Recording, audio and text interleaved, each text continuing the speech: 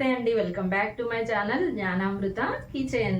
దోశలోకి అలాగే ఇడ్లీలోకి అన్నంలోకి వేడివేడి అన్నంలోకి చట్నీ ఒక్కసారి చేసి పెట్టుకుంటే, రోటి పచ్చడి ఒక్కసారి చేసి పెట్టుకుంటే రోట్లో వేసి దంచకుండానే రోటి పచ్చడి టేస్ట్ అయితే వస్తుందండి. సూపర్ టేస్ట్ ఉంటుంది. మరి దోసకాయ పచ్చడి ఎలా చేయాలో చూసేద్దాం. అన్నంలో కాస్తంత పచ్చడి వేసుకుని తింటే ఇంకా ఆహా. అలాగే ఎర్లీ మార్నింగ్ టిఫిన్స్ లో కూడా సూపర్ ఉంటుందండి టేస్ట్. దోశ, చపాతి, ఇడ్లీ అన్నిటిల్లో కూడా చాలా బాగుంటుంది ఈ దోసకాయ పచ్చడి అన్నది. మీరు కూడా ఒక్కసారి చేసి పెట్టుకుంటే మనకి ఎర్లీ మార్నింగ్ టిఫిన్కి ఉపయోగపడుతుంది, అలాగే అన్నంలోకి కూడా ఉపయోగపడుతుంది.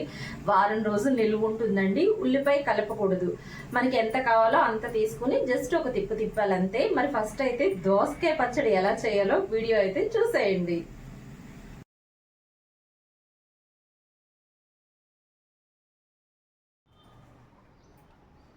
ఒక దోసకాయ అండి చెక్కు తీసేసుకుని చిన్న చిన్న ముక్కల కింద కోసుకోవాలి.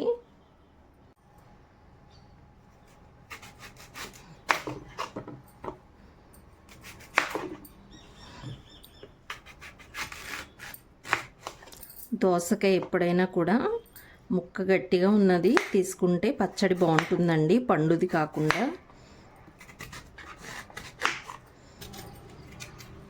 ఈ విత్తనాలన్నీ కూడా తీసేయాలి. తీసేసి చెక్కు తీసుకోవాలి.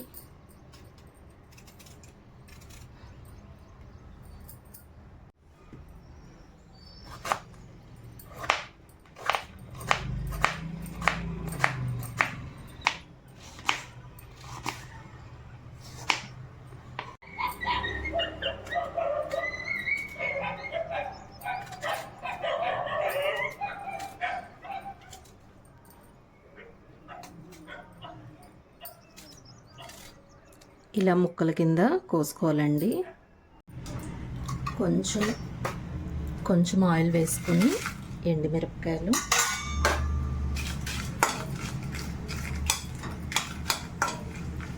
ఒక స్పూన్ ధనియాలు,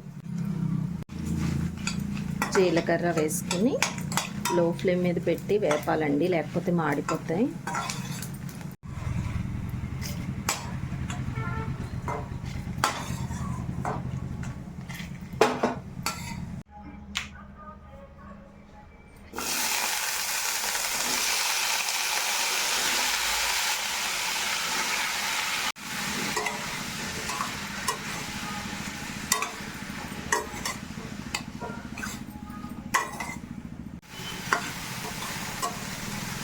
దోసకాయ ముక్క కొంచెం మెత్తబడాలండి, ఎందుకంటే కొంచెం వాటర్ అన్నది వస్తుంది.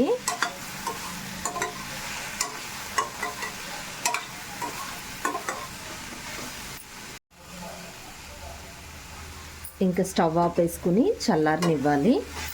కొంచెం చింతపండు, వెల్లుల్లి, సాల్ట్, అలాగే కొన్ని వేయించి పొట్టు తీసుకున్న పల్లీలు, గుప్పెడు పల్లీలండి.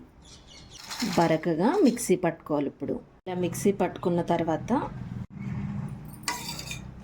చల్లారి పెట్టిన ఈ దోసకాయ ముక్కల్ని ఒక తిప్పు తిప్పాలి, ఎక్కువ తిప్పకూడదండి. ఇలా మిక్సీ పట్టుకున్న తర్వాత ఉల్లిపాయ ముక్కలు, మీకు ఈ పచ్చడి నిల్వ ఉండాలంటే కొంచెం పక్కకు తీసేసుకుని మీకు ఎంత కావాలో అంత ఉల్లిపాయ వేసుకోండి. అంటే పచ్చడి మీకు ఎంత కావాలో అంత తీసుకుని మిగతా పచ్చడిలో ఉల్లిపాయ అన్నది వేసుకోండి. ఉల్లిపాయ ఉండడం వల్ల నిల్వ అన్నది ఉండదు. జస్ట్ ఒక్క తిప్పు తిప్పాలంతే. ఒకసారి పైకి కిందకి ఇట్లా అంటే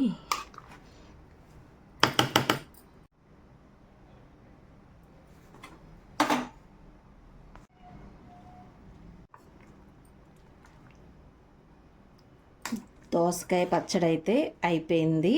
ఇప్పుడు ఇంకా తాలింపు పెట్టుకోవడమేనండి.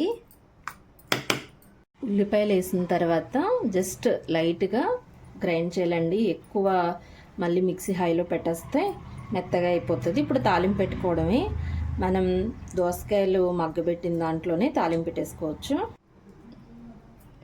చాలా సింపుల్గా చేసేసుకోవచ్చు దోసకాయ పచ్చడి అన్నది. మార్నింగ్ టిఫిన్లోకి అలాగే అన్నంలోకి కూడా చాలా బాగా యూజ్ అవుతుంది.